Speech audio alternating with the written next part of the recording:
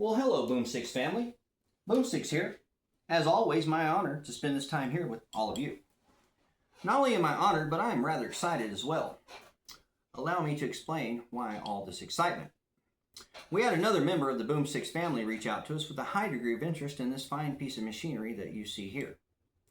With that high degree of interest, he came up with a name for this build, and this is now officially the Cherry Bomb. We accepted this name with a high degree of gratitude as we felt it would be entirely appropriate because of, well, what you see here and here and here and here and well, here. We get the point. Thank you to Mr. Christopher S. for reaching out to us and for taking such a high degree of interest. We're honored to have you, sir. Some of the things we're going to be doing with this build coming up, we're going to be doing a lot with different muzzle devices. We're going to look into getting a Cherry Bomb muzzle device as seen on the Sugar Weasel and Honey Badger builds respectively for Mrs. Cherry Bomb here as well, will be entirely appropriate. We're also going to, well, ladies and gentlemen, we're going to be going long range. We have an opportunity to take Mrs. Cherry Bomb here and guest star on another channel here in Texas going out to 1,000 yards.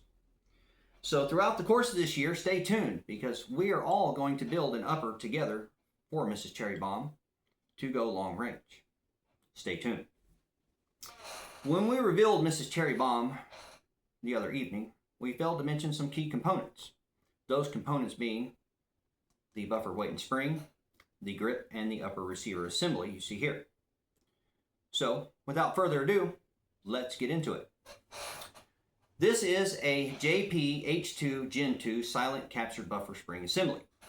This is a mil-spec version out for reference. This is a captured unit, as you can see here. The mil-spec version is two-piece, as you can see here.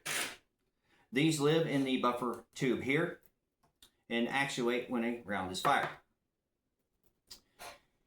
This unit will help mitigate the sound that is typically heard from the buffer tube from here in your ear when a round is fired with the typical mil-spec. There's a very clunky sound. If you're having trouble with that in your build, I highly recommend one of these. This will also help mitigate some of the recoil when used in conjunction with low mass bolt carrier group and the big boom boom you see here. This was purchased from Gunbroker on the Thrifty, used in very good shape for about 70% off list. Recommend one of these. We failed to mention the Trinity Force DI grip that you see here. Not real happy with the finish. It's very mottled, but it's superb in the hand, so we're going to stick with this for a while. We also failed to mention how this upper receiver came into our possession. Once again, another Gunbroker Thrifty purchase.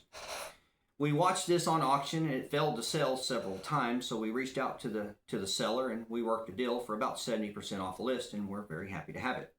The only blemishes I could find were on each side of the upper receiver here where there was an optic prior.